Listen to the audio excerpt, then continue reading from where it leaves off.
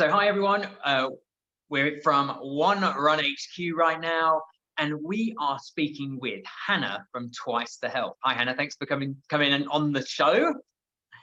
Thank you for having me. Very excited to be here. It's so nice to see your smiley face. You're looking like you're fully invigorated, fully energized. Getting there for sure. I think the lack of running that I've been able to do lately has meant I've just replaced it with sleep. Yeah, well, I mean, this has been the beauty of lockdown for me, is getting loads of sleep. But Yeah. but I've also been doing lots of running. How come you haven't been doing as much running? I've got an injury at the moment, which is very annoying. So I've got I think the first day that I'll be able to run will be New Year's Eve. That's right. I've seen you with a boot on as well. Is that correct? Yeah. Unfortunately, I have picked up a stress fracture. So I've been out for a little while and just enjoying some time on the bike and remembering all the reasons why I love running, and very excited to be back at it. I was planning to have a very quiet sort of Christmas running wise anyway, and kind of backing off quite a bit as I'd had been training for a race which didn't go ahead, but so it's just enforced that very quiet lack of running Christmas. Yeah, it's just that absence makes the heart go stronger, isn't it? So when you can't run is the time you most want it and probably most need it. Absolutely. But I've spent a bit of time on the bike, and it's probably good for me. So just thinking of all the positives now, and I've only probably got a bit less than 3 weeks left until I can start to take a few very small strides. So yeah, exactly that. And it's coming back on a steady way, rather than trying to do everything you were doing before, isn't it? Which is probably just as hard as not doing anything. Exactly. It's a good time to be injured if ever there was one. So before we get into anything else, why don't you just give us a kind of 30-second update on everything that you're doing? I mean, you're probably most well known for your kind of social persona, Twice the Health, with Emily, your partner in crime. Have you seen each other much over lockdown? Not as huge amount, because also the thing that we do together that we're allowed to do is run, and obviously we had a bit of a weird crossover. So Emily actually managed to put her back out in the gym, so she wasn't running for like 3 weeks, and then literally the day that she was allowed to run, I got diagnosed with a stress fracture. So we've had a little bit of a long spell without too much running together, which is very sad. But we've been on a few walks, which has been nice, and caught up on the phone a few times. But it is a bit weird. So Emily and I are Twice the Health as a duo. We've been running Twice the Health for about, I think, almost 6 years now, actually, in January, which is, Emily's way better at these date things than me. But yeah, it's been a little while. We originally started Twice the Health because we were training for London Marathon, and it was our first marathon. We were both track athletes as kind of young'uns, and it sort of developed from there, and we sort of tracked our journey to do London Marathon. It was our first marathon. We didn't leave ourselves a huge amount of time to train for it, and we did complete it in the end, but as a consequence didn't do a great deal of running for a little while after that. But I'd say sort of in the last 2 years is when Twice the Health has really become, I guess, what we're most proud of today, and that is a really strong running community, be that via our own platform or our run clubs, which run UK-wide, and are led by our incredible team of pacers who kind of hold the whole thing together.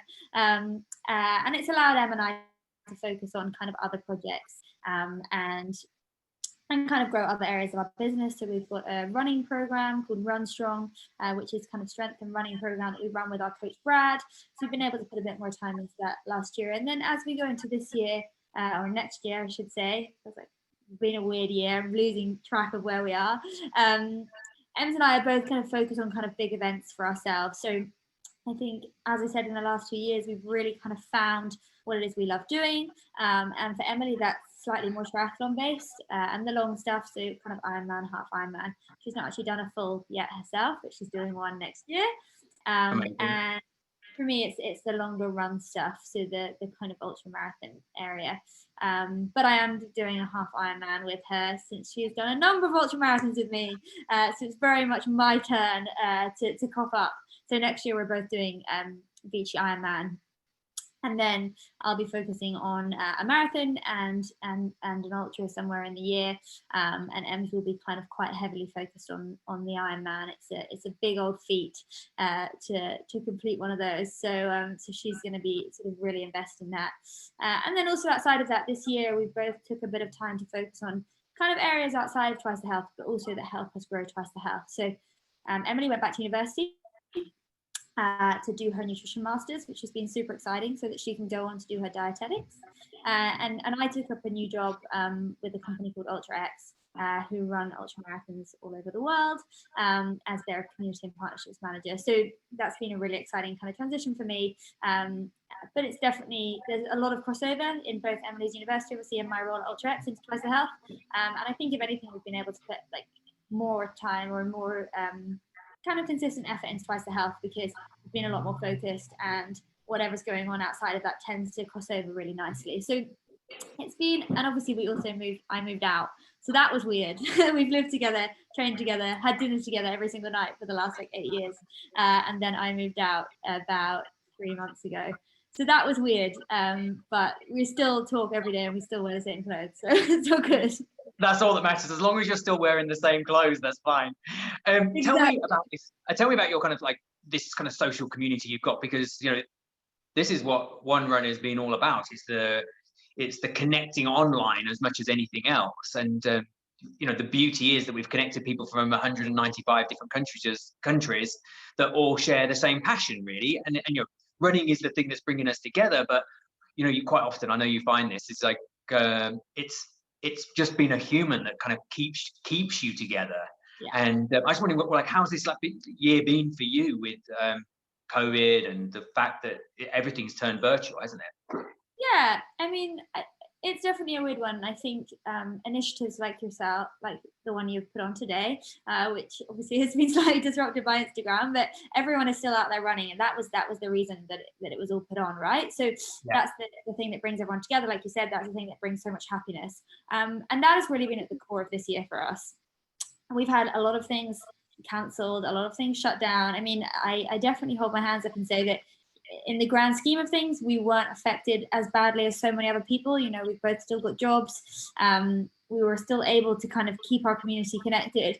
The Pacers did an incredible job of that, and we kept the kind of conversation going the whole time. I think at the beginning, it did shock us all a bit, and I don't think anyone really knew what to do. I sort of remember us thinking, oh, we'll still be able to run the run clubs. We'll just have to be in really small groups and we'll social distance. And then obviously things became quite a lot more severe, and we obviously weren't able to meet up in groups inside or outside. So we had to cancel all of those, which was odd, because yes, for us, it's such a big part of what we do, and we're so proud of We Are Runners. I'd say it's our proudest achievement to date. But the reason we're so proud of We Are Runners is because it brings people together from all walks of life, all ages, all backgrounds, all communities, all ethnicities, and all areas of the UK. And it gives them a safe space, and it gives them a community that they can be whoever they want to be. They don't have to bring anything to our run clubs. All that we ask is that they run with us, whether they want to talk to us, not talk to us, listen to music. They can use that time exactly how they like. And I think that's something that so many people who don't run perhaps don't get, is that running is so powerful and it can give you so much, whether you need to switch off and listen to a podcast, whether you need to have a conversation with a friend. When you're running, you're also not looking at someone. So it's so much easier to have a conversation, because you don't really have to kind of show too much emotion, or you can, and no one's kind of looking at you straight in the face. So for us, I think the biggest thing was not being able to give that community what they come to us for, and we could support on social, and we could do some virtual initiatives, and we could encourage people to keep running. But it really is a safe space, and for so many people, when they've had a tough day at work, they come to us to kind of relax and release, and to not be able to do that was I think tougher for us than actually the business side of things.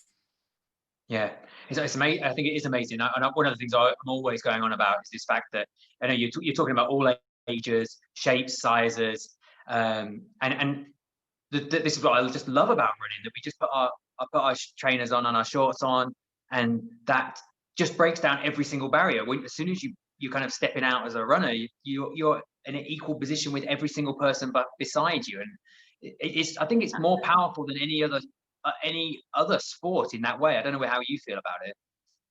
Yeah, well, it's a natural way of moving, right? And so many people say, I'm not a runner, I can't run. well, like, how many times have you run for a bus or run for a train? Like, you are a runner.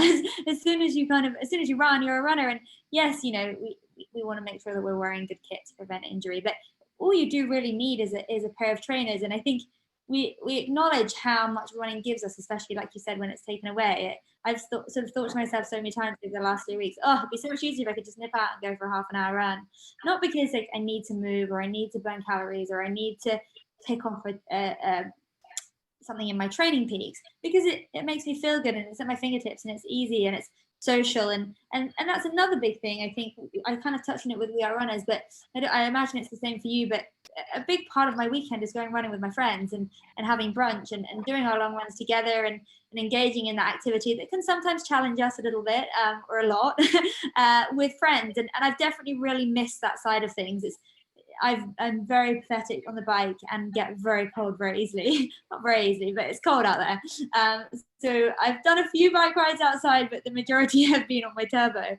And you definitely do really miss that social element of training and the way you do connect when you're running. You know, how many times have you been in a race and you've started chatting to a randomer next to you and you connect so easily because you're both going through this weird journey of the highest highs and the lowest lows. Totally agree.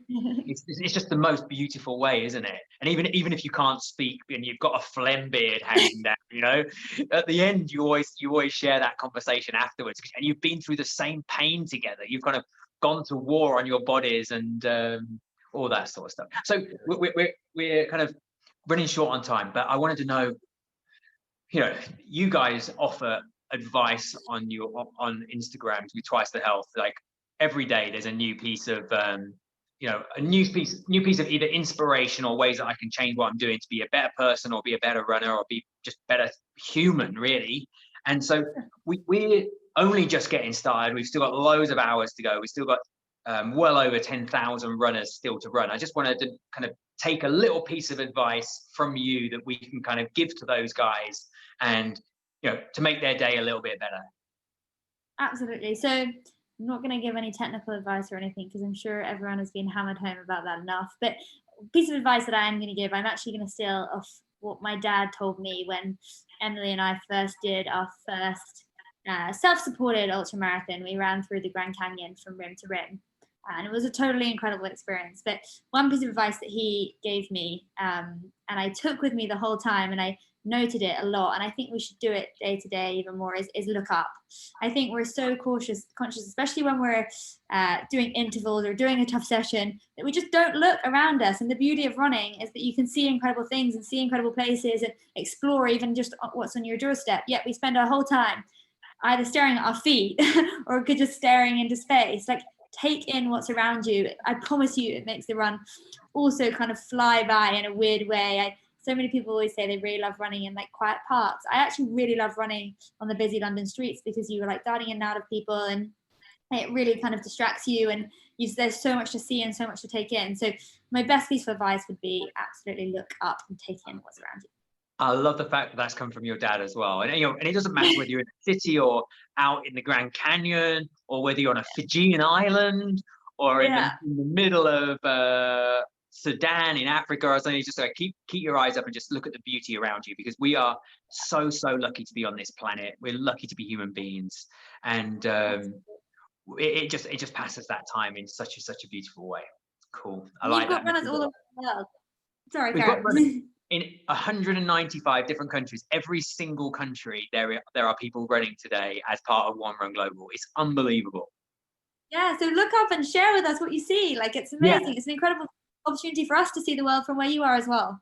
Isn't it just like, this is a world tour? People have been, you know, certain people are running at different times. They're not running at 7 p.m. and they're choosing to run in a place they would have liked to have traveled this year.